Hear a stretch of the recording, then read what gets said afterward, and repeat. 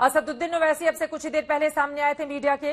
उन्होंने कहा कि पूरी तरह से एक तरफा कार्रवाई कर रही है पुलिस। बिना इजाजत के जुलूस निकालने की अनुमति उन लोगों को कैसे दी गई, और जो भी स्थिति इस वक्त दिल्ली में बनी हुई है उसके लिए केंद्र सरकार जिम्मेदार है। ओवैसी ये आरोप आप लोगों पर लगाते हुए क्या है इसका जवाब आपके पास?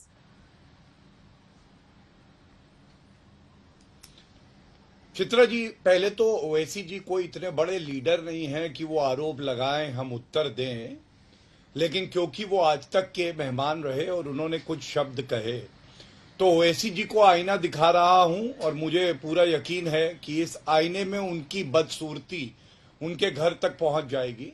ये वो ओवैसी जी हैं चित्रा जी। याकूब मेमन की फांसी के बाद उन्होंने कहा था याकूब मेमन आतंकवादी नहीं है, इसलिए फांसी हुई क्योंकि वो मुसलमान है। और हमेशा हिंदुओं से नफरत करना, मुसलमान अगर अपराधी भी हैं, दंगाई भी हैं, उनकी पैरवी करना, ये ओवैसी जी का डीएनए है।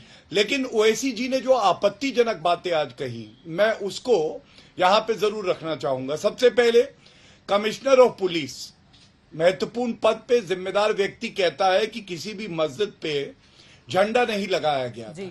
ओवैसी जी आज तक पे बैठ के कहते हैं नहीं, दंगे की शुरुआत ही हुई मस्जिद पे झंडा लगाने के बाद।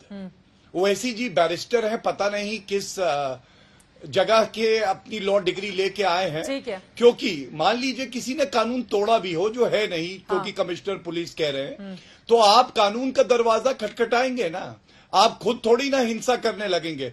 दूसरी बात, उन्होंने तो कह दिया अंसार निर्दोष है, मतलब खाता ना बही, जो ओवैसी जी कहे वही सही। ठीक है। मतलब न्यायालय की अब आवश्यकता नहीं है, सर्वोच्च न्यायालय, उच्च न्यायालय के ऊपर ओवैसी जी है। ऐसे लोगों को साइडलाइन कर देना चाहिए। ये लोग सबसे ज्यादा विष घोलते हैं समाज में। और मैं एक बात बड़ी जिम्मेदारी से कहता हूं, के आरोप लग रहे हैं गौरव भाटिया जी, उस पर भी जवाब दीजिएगा। आपने जो सवाल खड़े किए हैं उसका एक एक करके मैं जवाब शुभ जमी मैं आपको लेकर आना चाहूंगी। इस वक्त असदुद्दीन की पार्टी से हमारे साथ लोग मौजूद नहीं है, लेकिन ये बताइए, ये खुद को इतना ज्यादा पीड़ित बताने की और ये झूठा आरोप लगाने की कि मस्जिद पर ले जाकर भगवा झंडा लहरा दिया गया, पुलिस कमिश्नर खुद इस बात का खंडन कर रहे हैं जिसका जिक्र गौरव भाटिया कर रहे हैं। तो बार बार, और अभी जांच आगे बढ़ी नहीं, तब तक आ गए बचाव करने के लिए असदुद्दीन ओवैसी और आप जैसे लोग। देखिए, पुलिस को जांच करने की इजाजत मिलेगी या नहीं मिलेगी, या बार बार पुलिस या कार्रवाई पर सवाल ही खड़े होते रहेंगे? देखिए चित्रा जी, रेटरिक और पर्टिनेंट क्वेश्चन में फर्क है।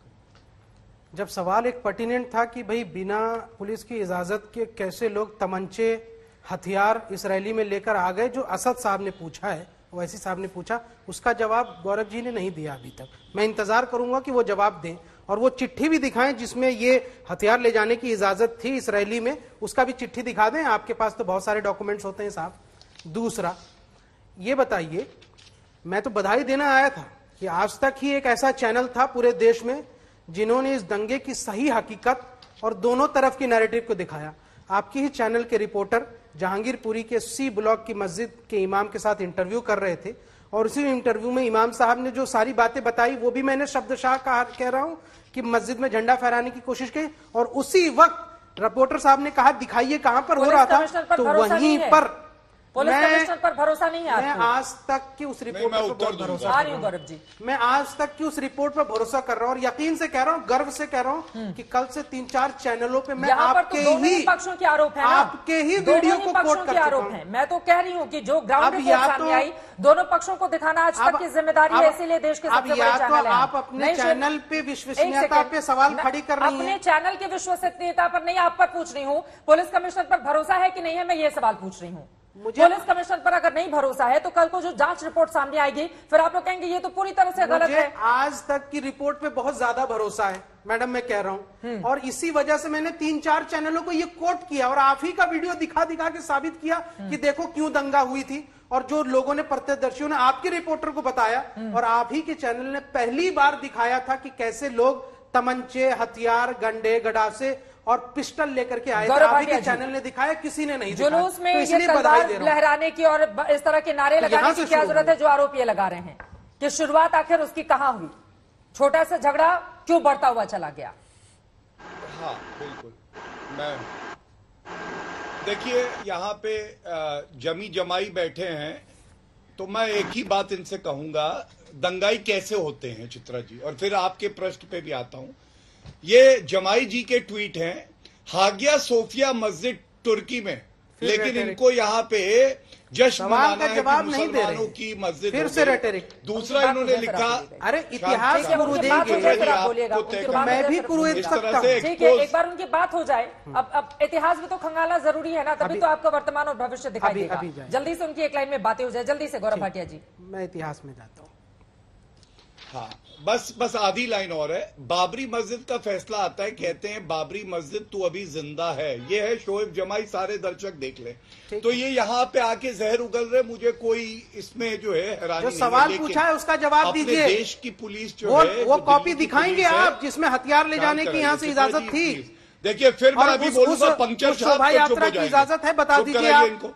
बिल्कुल कॉपी दिखा दीजिए। आप चुप, बदतमीज आदमी है ना, पंचर छाप पंचर बनाओ, चुप कर। सरकार के प्रवक्ता है। नहीं मैडम, ये कुछ भी बोलते रहेंगे, चुप कराइए इनको। मैं तो आराम से, एक सेकंड, आराम से प्लीज। आप हथियार लहराने वाले का आप दिखा दीजिए कि उसकी परमिशन थी। अरे यहाँ पर मैं तो सीधे सवाल पूछ रही हूँ शोएब जमील जी, हिंदू मुस्लिम दोनों ही पक्षों के लोगों की गिरफ्तारी हुई है, क्या वो नजर नहीं आता है? 24 लोगों ने, कई ऐसे हिंदू भी हैं जिनकी गिरफ्तारी हुई है। तो इस पूरे मामले को आप ही लोग एक तरफा बना रहे हैं कि पुलिस एक तरफा कार्रवाई कर रही है।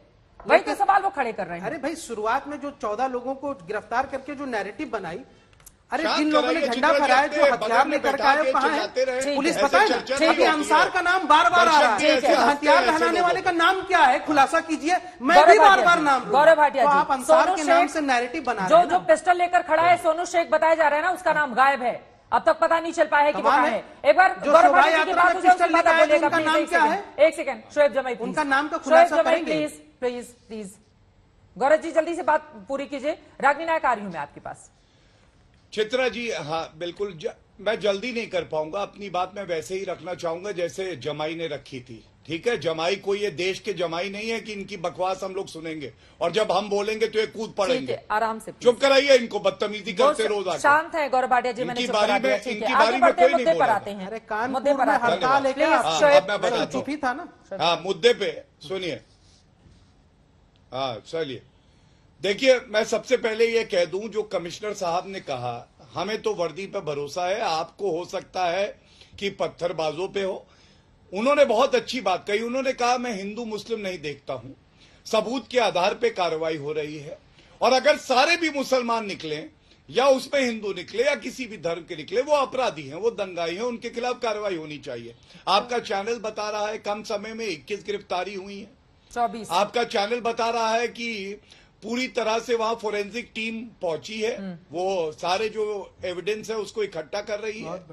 और मैं इतना ही कहूंगा, ये दुखद है कि नववर्ष हो, हिंदू नववर्ष करौली राजस्थान में हिंदुओं की शोभा यात्रा पे हमला हो जाता है। चाहे रामनवमी हो, हमने देखा झारखंड में, हमने देखा किस तरह से मध्य प्रदेश में भी और पश्चिम बंगाल में भी वहां पे हमला हुआ, हिंदुओं पे ही हुआ। हाँ। और तीसरा हनुमान जयंती पे। सवाल यह है, रमजान के महीने पे ऐसा नहीं होता कि जो हमारे मुसलमान भाई बहन हैं उन पे कोई हमला हो, ये चिंता का सबब है। और अगर आरोपी एक धर्म का निकल रहा है तो शर्म से इनको डूबना चाहिए। हमसे सवाल करने के बजाय अपने आप से पूछिए